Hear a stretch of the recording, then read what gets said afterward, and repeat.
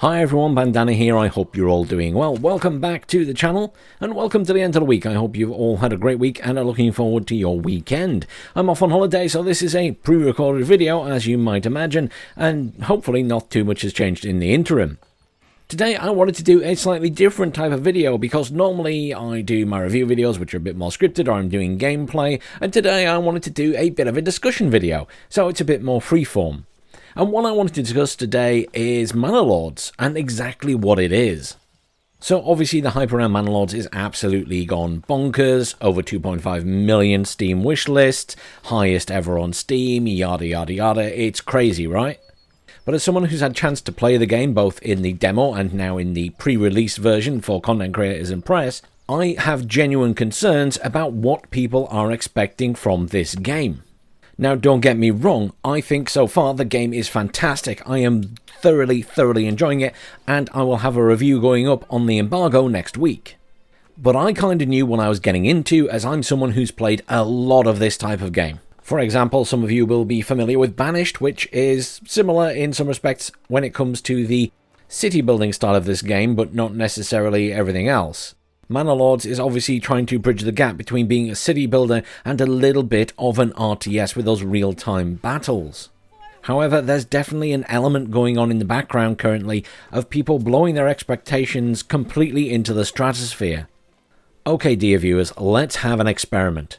Take a moment to pop down in the comments and tell me before you watch the rest of this video what your expectations are of Manor Lords and what games you think it will be comparable to.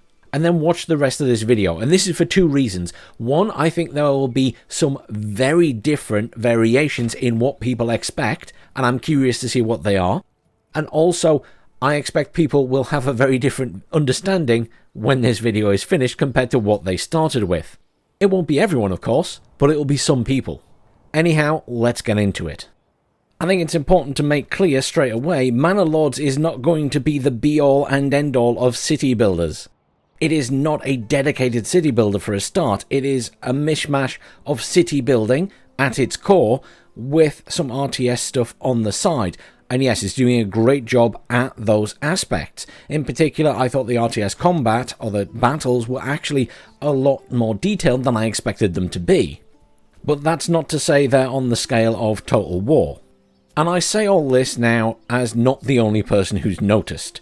Greg, the developer of the game, who's been working on this for 7 years, for a lot of that time pretty much on his own, has had to come out and clarify some stuff. So some of you will have already seen on Wednesday, he posted the following information over on Steam. Let's have a little read through it. So he wanted to address a few things because people who intend to buy the game need to know this stuff, and I agree. I think it's really important he did this. So what the game is not. Manor Lords is not a Total War competitor. It's a city builder with battles. Yes, battles are there, but not huge or as frequent as some of you might expect. The majority of the gameplay is focused on the city building and management side. And again, that's something I've tried to explain in my live stream as well, because people were coming along, I think, very confused why there wasn't a constant battle going on and why things were going so slowly. Because city builders are time sinks at the end of the day, and, you know, they don't go fast. You take your time with them. You put many hours into them.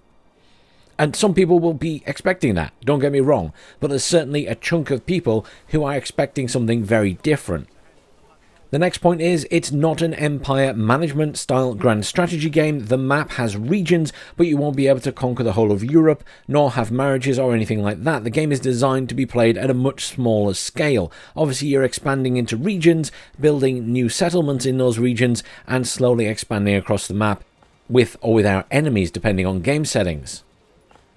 He also says it's not an RPG, so if you've played Kingdom Come Deliverance or Mount and Blade, Manor Lords is a different type of game. There is a visit mode in Manor Lords which will allow you to walk around your town, that's to get you some visual eye candy, but it's an experimental cosmetic bonus feature. The game is really meant to be played from a bird's eye perspective, like a strategy game almost always should be. And there won't be any first person gameplay. He's not adding combat to that unit. It is not a competitive, fast-paced RTS like Age of Empires or StarCraft. A lot of the game mechanics focus on the aesthetics of your town, and resources take some time to be transported around the map. This results in a mostly more relaxed experience, with some high-intensity moments spicing up the atmospheric city building rather than the game being at a high intensity all the time. And again, this comes back to what people were sometimes seemingly talking about in streams and things, which is that, oh, it's so slow, why isn't there action, action, action? It's not that type of game. And the next point is a really important point which I think has escaped some people. This will be an early access release. He says here, yes, it must be disappointing, but I think it's the right choice. Now, I don't think it's disappointing. I think maybe there will be people who just didn't grasp that this was going to be early access, though the news and information has been out there for a while, and I've tried to stress it in my streams, explaining that it's early access and there's still a lot of work in progress stuff. Greg goes on to explain the reasoning for this a little bit more. It's his first game, and some stuff is not only unfinished, but he thinks that everyone will want him to change some things that people don't like, and he wants to pursue an open development strategy of a back and forth between the people who play the game and himself. And it's worked great for the game so far, he thinks. And he's posted on Discord and he's posted on Twitter asking people, do you like this feature, do you like that feature, which way should I go? And he's taken that feedback on board. He obviously then mentions that they've released the early access version to content creators and the press, and you can see some of those videos on my channel, and if you click on the live stream you'll see I've live streamed it as well, and there's plenty of other people playing it at the moment, so you can check out and see if the game is actually for you. And from a personal point of view, I want to stress here, it's a fairly slow-paced, relaxed city-building game with the combat element. And he goes on to stress that he thinks the game will find a way into the hearts of players who expect Manor Lords to be what it is, a realistic, organic, authentic city builder with real-time battles. He obviously says he's been getting some great feedback, but at the same time, I think he's obviously been getting feedback where people are thinking it's something different to what it is and are perhaps disappointed. And I plan to discuss all of this at the start of my review when the embargo drops, and admittedly I will mention it again then, but I thought since he's posted all of this, I wanted to support him in that because I think it's a very important and brave thing for him to do, because this could stop people buying the game, now that he's explained exactly what it is, directly. But equally I think it's so important because if all these people who are expecting something different buy the game, who have done all these wish lists, it obviously risks getting hammered with negative reviews. The final thing he talks about is a roadmap and how he has no plans on releasing a roadmap, as he's left people disappointed before by having to cancel features that people weren't enjoying. He's also debating how he's going to handle patching and whether there will be sort of a public accessible beta build for anyone who owns the game to try out upcoming patches rather than just the internal testers. He adds in there that he's grateful for all the support and he'll find time to do more updates for the dev blogs once the early access is out. I'm sure, as everyone can imagine, it's pretty crazy for him right now, trying to collect and collate all of the bug reports and everything else that he's getting feedback on at the moment, and trying to get that sorted before the 26th, when this goes live to the public.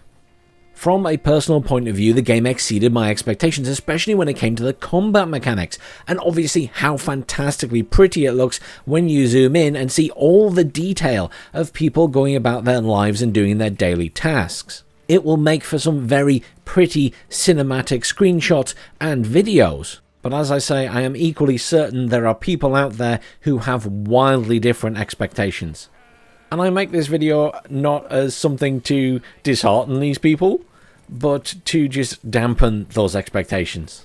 When a game, or indeed anything, explodes with the hype that this has now, there are going to be such vastly different views on where the game is and where it is going. So again, I'm just so pleased that Greg has stepped in and made this post, because yes, I can say it in the review and I can say it on stream, but I'm a very small YouTuber, and obviously there'll be people out there who would just dismiss anything I say because I am a small YouTuber. But there you have it. some clarification from the developer no less about exactly what Manor Lords is and what it will be, I'm still certain that the vast majority of people will still enjoy this game, as long as they understand exactly what it is. As ever, thanks for watching everyone. Please do like, share and subscribe, and have a fantastic weekend. I'll see you all soon.